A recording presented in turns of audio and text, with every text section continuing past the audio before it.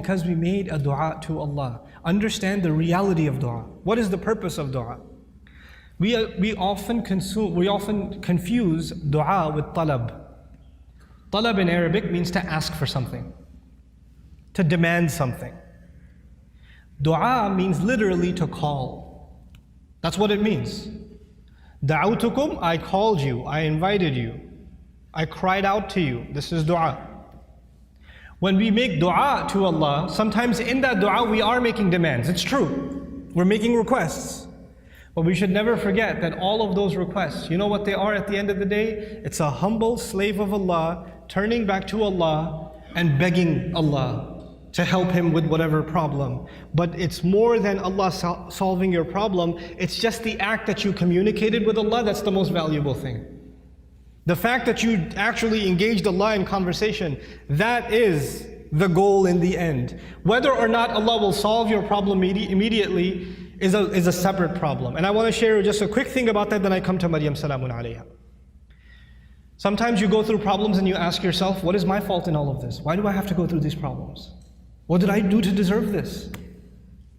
Let me ask you this. Yusuf alayhi salam was a child, right?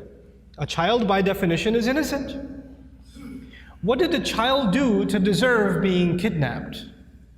What has a child ever done to deserve being thrown inside of a well in the middle of the woods?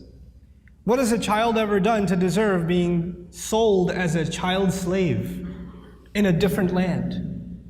What is that, when he grows up as a young man, what did he ever do to deserve being thrown in jail over a false accusation? And he spent many years in jail, not because of something he did. He was innocent. And he spent all those years in jail.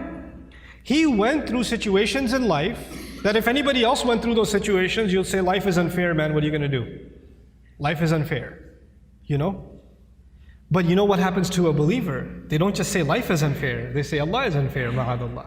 Allah did that to him.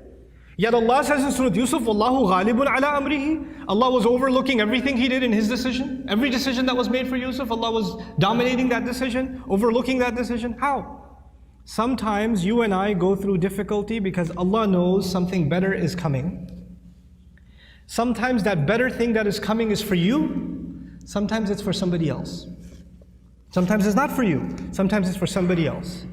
Sometimes the benefit of your difficulty will come back to you. The return will come back to you while you are still alive. Sometimes the return is meant to come back to you after you go back to Allah. What happened with Yusuf alayhi salam? A father was separated from a child. It's a tragedy, isn't it? But imagine if he was never kidnapped, he would never be in the well. If he was never in the well, he would never end up in Egypt. If he was never in Egypt, he would have never grown up there and been thrown into prison. If he was never in prison, he would have never met those two guys he met in prison, whose dream he interpreted. If he never met those two people, one of them who got to live and go back to the king, and when the king saw a dream, a strange dream, he would have never said, wait, I know someone who can help interpret your dream. And if that never happened, and you know what that dream was? 7 good years in the country, and 7 years there's not going to be any crop, any produce, any harvest. People are going to starve to death. If Yusuf was not in prison, alayhi salam, and then was taken out to interpret that dream at that time, there would have been an economic, financial, social crisis in the country, and hundreds of thousands of children would have starved to death. One child suffered for a few years, but because of that child suffering, Allah's plan was to save a lot of families, a lot of fathers and mothers from losing their children to starvation. Because of the plan that Yusuf alayhi salam came back when he interpreted the dream and gave, when he became the treasurer. I have a friend, some of you might have heard of him. His name is Robert de Villa. I asked his sister about him if she knows him, and she said yes, she's heard of him. The man can't move any part of his body other than his face.